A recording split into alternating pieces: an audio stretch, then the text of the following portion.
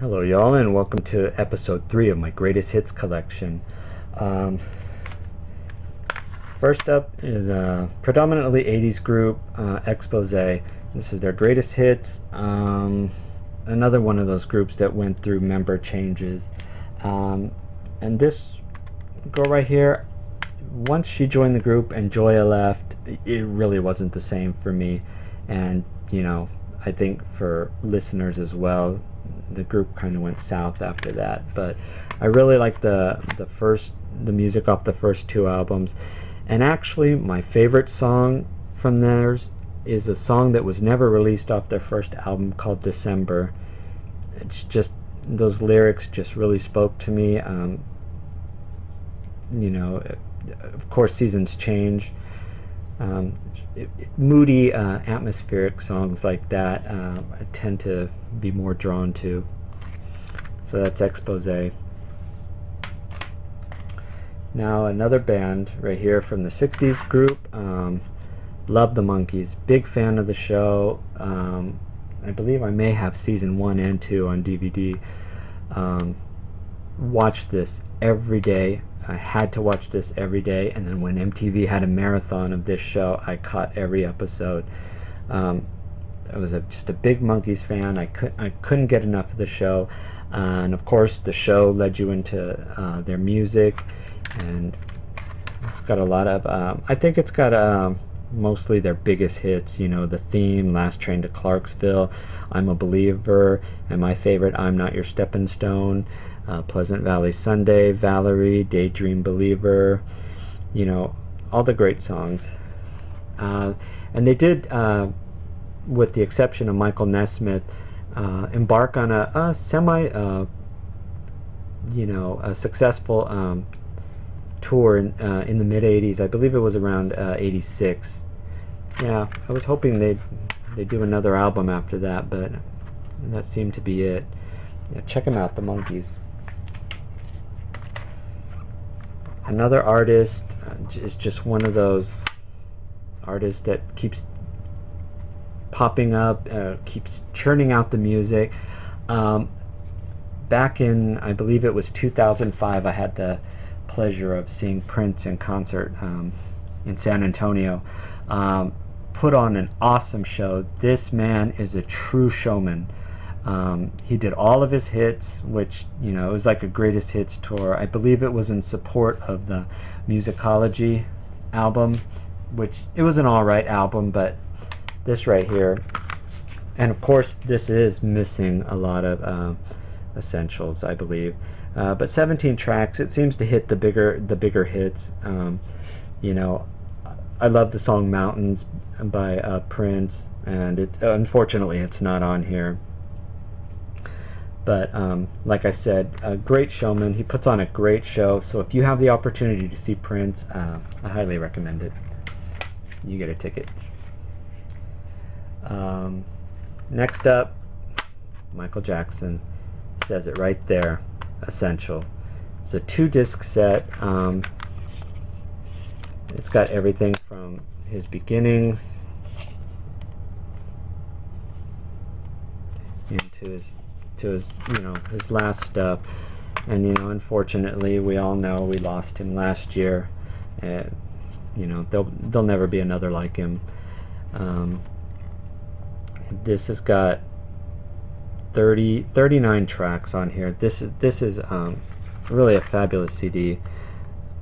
Man in the Mirror, my favorite track from Michael Jackson, hands down. It's got to be it. I know you've all heard of him, and this is probably already in everybody's collection, but if it's not, get it. Next up is a country western. I'm not sure many of you have heard of. John Michael Montgomery.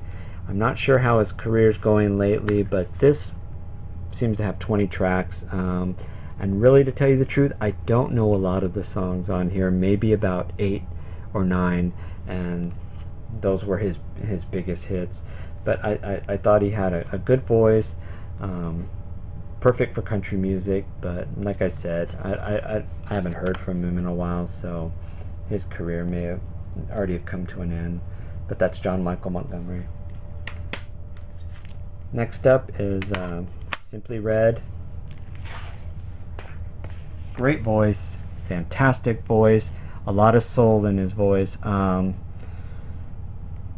remember seeing his video played on Night Tracks, if you remember that show, Night Tracks, for Holding Back the Years. And ever since then, I've been a Simply Red fan. I do have problems with this with this greatest hits lineup here. It seems to be missing, you know, some really essential tracks for me. But it's got If You Don't Know Me By Now, Money's Too Tight to Mention, of course, Holding Back the Years, It's Only Love, A New Flame, Stars, you know, and you know, some other songs that may have been hits, not necessarily here in the US, but in the UK or throughout Europe. But still, great voice. I'm sure, you know, he could sing anything and it would sound good. Check him out.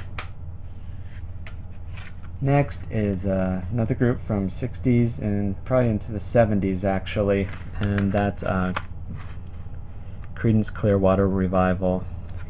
Unique sounds here. John Fogerty, Tom Fogerty, Doug Clifford, and Stu Cook. Just some great sounding 70s rock right here. Susie Q, Proud Mary, that's got to be, you know, one of their best ones. Down on the Corner, A Fortunate Son. This has got 20 tracks. Actually, this was given to me by a friend who really thought they liked them and just gave this, ended up not liking them, and I just couldn't understand that, but my game. Alright, now we're going to hit back into the 80s. Actually, this was bought for me by a friend, but I like the artist, George Michael, and this is, I guess, his 25 year. It's more like a compilation of greatest hits, but it opens up, and housed inside is disc 1 for the living, disc 2 for the loving, and disc 3 for the loyal. Disc 3 seems to be more of the lesser known hits, but you know, fan favorites. This has got probably about 35 tracks on it. It is the special edition. A nice booklet comes with it, with lots of pictures and I believe a lot of liner notes for the songs. I think I got this from birthday from somebody at work. Good CD, good music. Unfortunately, he seems to be having some troubles lately. The next is another artist who is still with us today, still putting out pretty good dance floor music, and that's Cyndi Lauper, and this is 12 of her greatest hits. These have her biggest hits from the 80s to, I believe, maybe 90, 91. And she sort of faded out there for a while. Still putting out music, but it wasn't as popular as her stuff from the 80s. But she seems to be making somewhat, like I said, of a comeback on the dance music charts. Good stuff here. Of course, She-Bop, Money Changes Everything, True Colors, the best songs. Check it out. Next, I have a couple of different greatest hits here by the same artist. And I'll start with this one. Billy Idol. Gotta have that in your collection. Put out some fantastic stuff in the 80s through the mid-90s. And then after that, just seemed to fade into music oblivion. He tried a live album. It was alright.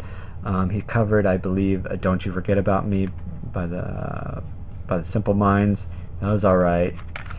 But this one's got 16 tracks on it of his 80s better known hits. And I'll probably have to show the second one